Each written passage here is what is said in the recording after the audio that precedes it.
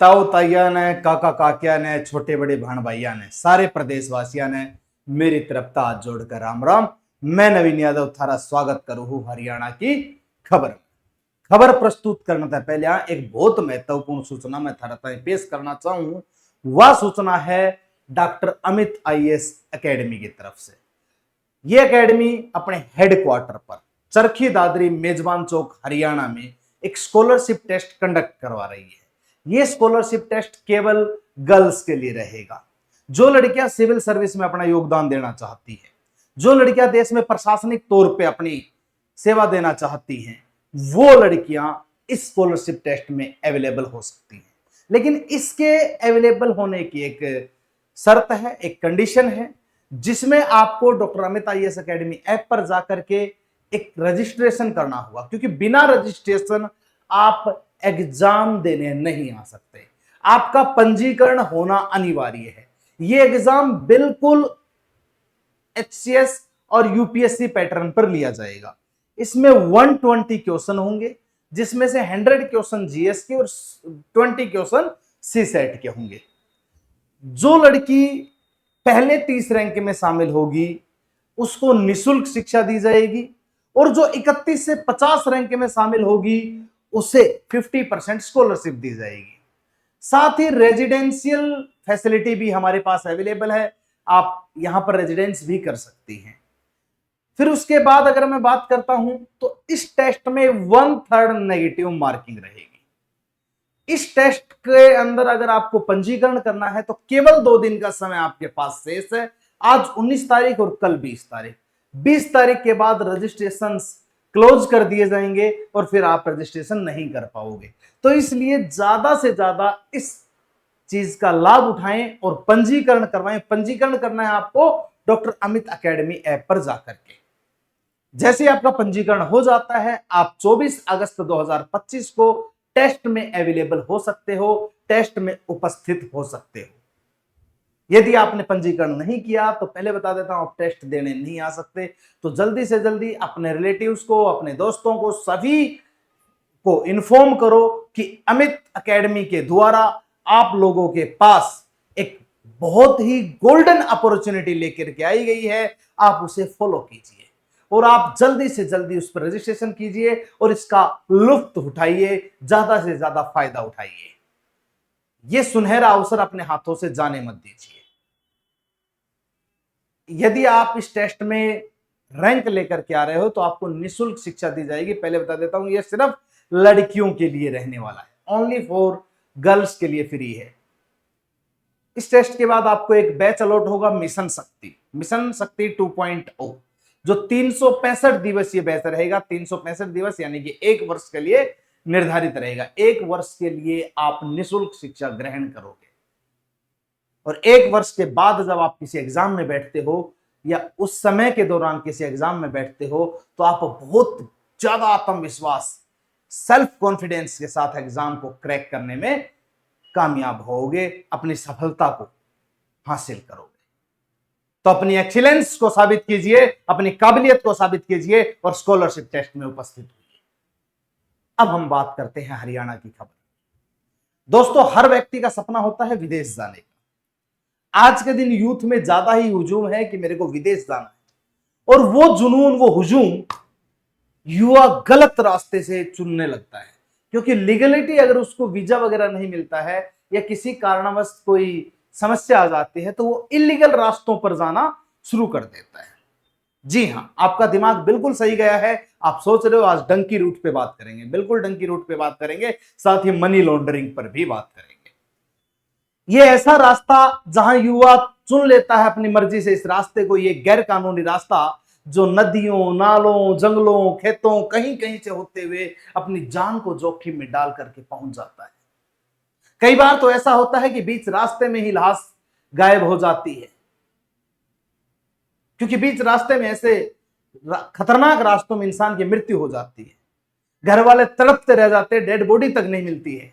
ऐसा खतरनाक रूट है डंकी रूट, जो संपूर्ण रूप से गैर कानूनी और जोखिम भरा है। फिर भी युवा इस मार्ग पर चलता है। हरियाणा में बहुत सारी ऐसी खबरें आई हैं, डंकी रूट पे गया था और उसके साथ ये घटनाएं हुई। या वहां से उस रास्ते के थ्रू जाने वाले, विदेश जाने वाले और फिर वापस आने वाले लोगों ने बताया है कि कैसे घटनाएं हुई हैं, क्या होता है, किस प्रकार जानवरों जैसा बर्ताव किया जाता है। एक तो आप पैसे भी लगाओ और ऐसे घटिया रास्तों से जाओ तो फिर कोई उचित मार्ग है ही नहीं। इसलिए आप कानून का सहारा लीजिए, लीगल चीजों का सहारा लीजिए और अपने मार्ग में सफलता प्राप्त कीजिए, क्योंकि कानून ने अनेकों व्यवस्थाएं इस प्रकार की कर रखी हैं। यदि आप विदेश जाना चाहते हैं तो कुछ कंडीशंस हैं, एम्बेसी के थ्रू आप एम्बेसी में रजिस्ट्रेशन करवा के कुछ कोर्स वगैरह होते हैं, वो कर करके आप जा सकते हो विदेश, अपना सपना पूरा कर सकते हैं। तो कानूनी व्यवस्था से यदि आप जाते हो तो बहुत ही सुगम मार्ग है और बहुत ही शानदार तरीके से आप इज्जत के साथ विदेश जा सकते हैं। गैर कानूनी तरीके से तो आपको भी पता है किस प्रकार की घटनाएं होती है। तो आज इसी पे हम चर्चा करेंगे, इसी की कहानी को हम देखते हैं। डंकी रूट तय धोखा, मनी लॉन्ड्रिंग तय रोड़ा। डंकी रूट और मनी लॉन्ड्रिंग क्या है, इस पे हम चर्चा करेंगे। ये आप देख पा रहे हो, इस प्रकार से दुर्गम मार्गों से विदेश जाया जाता है। लड़के और लड़कियां दोनों जा रहे हैं इस प्रकार से, मतलब बड़ा दुखदायक रास्ता होता है। ठीक, इस पे हम चर्चा करेंगे। ये चर्चा में क्यों है, इसका विषय मैं आपको बता देता हूं। प्रवर्तन निदेशालय, जिसको ईडी के नाम से जानते हैं, ने अवैध प्रवासियों से जुड़े डंकी रूट मामले में धन शोधन निवारण अधिनियम PMLA 2002 के प्रावधानों के तहत पंजाब और हरियाणा, मैंने कहा था अपने ही क्षेत्र के लोग ज्यादा जाते हैं, के विभिन्न स्थानों पर छापा मारा है। ईडी ने छापा मारा है तब डंकी रूट दशकों से अस्तित्व में है, दसियों सालों से यह अस्तित्व में बना रहा है। लगातार इन दशकों में लगातार ये चीजें देखी गई हैं, जिसे खतरनाक और अवैध प्रवास मार्गों के रूप में जाना जाता है। यह उन लंबी, घुमावदार और अक्सर जानलेवा यात्राओं को दर्शाता है जिन्हें लोग उस देश तक पहुंचने के लिए अपनाते हैं जहां वे प्रवास करना चाहते हैं, विशेष रूप से तब जब उनके पास आवश्यक कानूनी अनुमति या वित्तीय संसाधन नहीं है। अमेरिका में भारतीयों की अवैध प्रवास में अवधि, ज्यादातर लोग अमेरिका पहुंचे हैं, ये उसकी वृद्धि बताती है।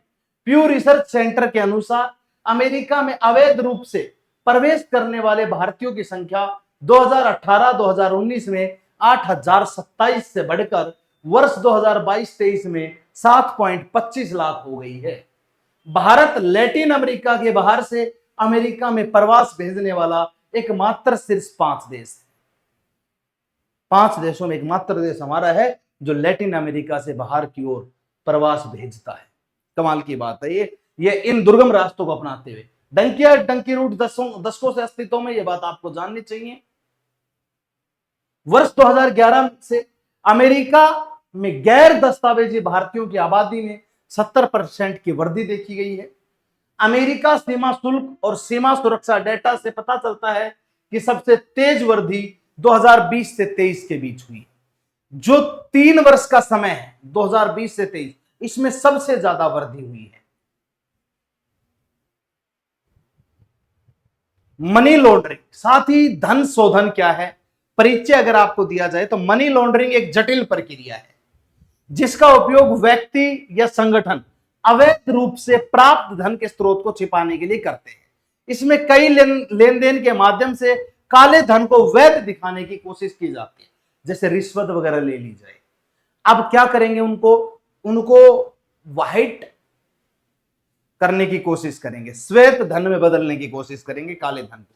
कैसे बदलेंगे, वो प्रक्रिया यहां पर बताई जाती है कि किस प्रकार से लोग गैर कानूनी ढंग से अवैध तरीके से धन लेते हैं और फिर वो उसी धन को वैध बनाने की कोशिश करते हैं, वैलिड बनाने की कोशिश करते हैं, जिससे वो बाद में अर्थव्यवस्था में काउंट हो जाता है, जो कि एक गैर कानूनी तरीके से किया जाता है। उन लोगों की आज हम पोल खोल रहे हैं जो गैर कानूनी तरीके से ऐसा कार्य करते हैं।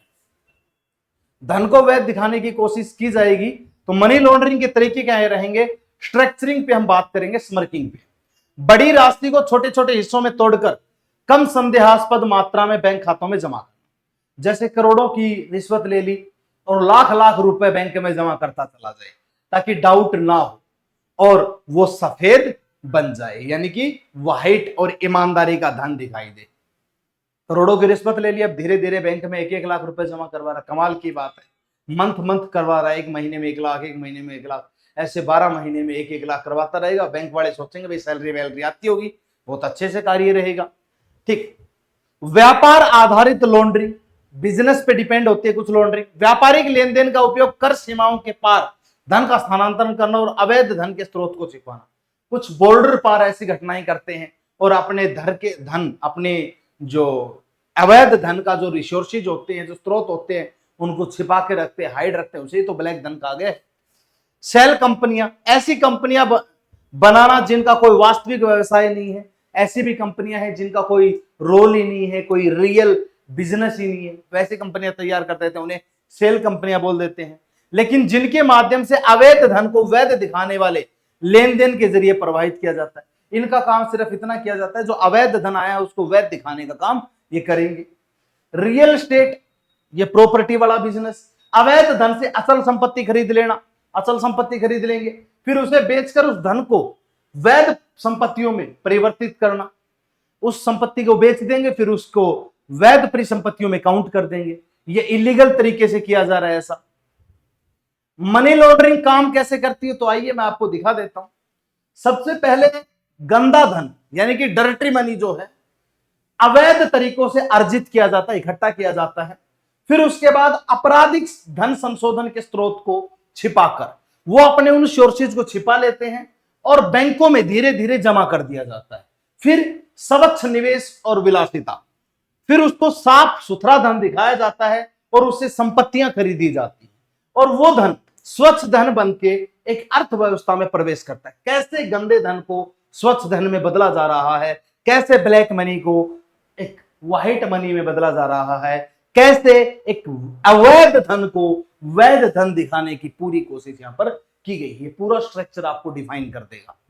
फिर उसके बाद अगर मैं बात करता हूं तो धन शोधन निवारण अधिनियम पीएमएलए 2002 मुख्य प्रावधान मनी लॉन्ड्रिंग को परिभाषित करता है, जिसमें अपराध से प्राप्त धन को छिपाने, उसका स्वामित्व रखना, अधिग्रहण करना या उपयोग करना, उसे वैध संपत्ति के रूप में प्रस्तुत करना शामिल है।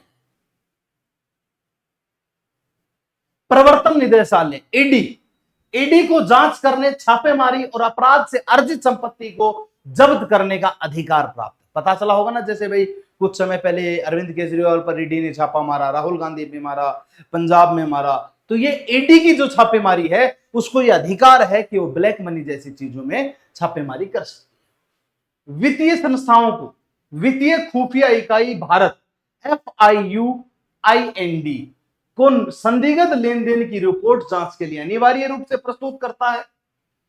विशेष अदालतों की स्थापना करता है ताकि मनी लॉन्ड्रिंग मामलों का शीघ्र निपटारा हो सके और कानूनी दंड सुनिश्चित किया जा सके।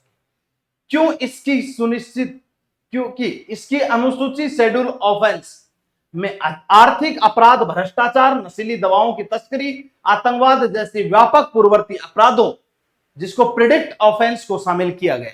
ऐसी गतिविधियां जिसमें भ्रष्टाचार, करप्शन आता है, आपराधिक घटनाएं आती हैं, नशीली दवाओं, ड्रग्स वगैरह बेचने का काम आता है, आतंकवाद जैसी घटनाएं इसमें आ जाती हैं, उनको बढ़ावा देने जैसी घटनाएं आ जाती है, क्योंकि मिलिटेंट्स को लोग बढ़ावा दे देते हैं, तो इसको प्रेडिक्ट ऑफेंस के रूप में शामिल किया जाता है। ये सारी क्या है, प्रेडिकेट ऑफेंस के रूप में इसे शामिल किया गया है। इसकी प्रभावशीलता की यदि मैं बात करता हूं तो मजबूत प्रतिरोधक प्रभाव, PMLA कड़ी जांच, अभियोजन और संपत्ति जब्ती के माध्यम से आर्थिक अपराधों तथा धोखाधड़ी को रोकता है। बेहतर अंतरराष्ट्रीय सहयोग, भारत, इंटरपोल और FATF financial action task force के साथ मिलकर अवैध धन के प्रवाह पर निगरानी रखता है। बेहतर वित्तीय निगरानी, बैंकों और वित्तीय संस्थाओं को KYC मानकों को अपनाना अनिवार्य किया गया है, जिससे मनी लॉन्ड्रिंग के जोखिम में कमी आती है। KYC जैसी घटनाएं बैंकों में की जाती हैं कि भाई KYC करवानी चाहिए, और यदि KYC नहीं करवाओगे तो ये हो जाएगा, वो हो जाएगा, और ये बिल्कुल सही है। उससे आपका इनकम का पता चलता है, कितनी इनकम ले रहे हो उस हिसाब से, है ना। तो ये ब्लैक मनी पर रोकथाम की जा सकती है, मनी लॉन्ड्रिंग का जो जोखिम है वो रोका जा सकता है। तो इसलिए इस वीडियो के थ्रू, इस क्लास के थ्रू मैं एक ही सूचना आपको देना चाहूंगा, इस खबर के थ्रू, कि भाई आप लोग गैर कानूनी रास्तों को मत अपनाओ। इस देश को आगे बढ़ाने में सहयोग करो। ये भारत अपना राष्ट्र है, इस राष्ट्र को सर्वोत्तम पर पहुंचाओ। यदि आप अपने राष्ट्र का साथ दोगे तो एक ना एक दिन राष्ट्र आपको सर्व शिखर पर पहुंचाएगा। हम राष्ट्र को शिखर पर पहुंचाएंगे तो हम स्वयं राष्ट्र के साथ शिखर पर पहुंच जाएंगे। तो आप गैर कानूनी तरीके से ऐसी चीजों को ना अपनाएं, लीगली आप इन चीजों को करें। आप लीगल तरीके से टैक्स भरें, लीगल तरीके से संपत्ति को दिखाएं, लीगल तरीके से विदेश जाने का सपना पूरा करें, इलीगल तरीके से ना करें। तो इसी के साथ आज की खबर से मैं विदा लेना चाहूंगा। जय हिंद, जय भारत, थैंक यू।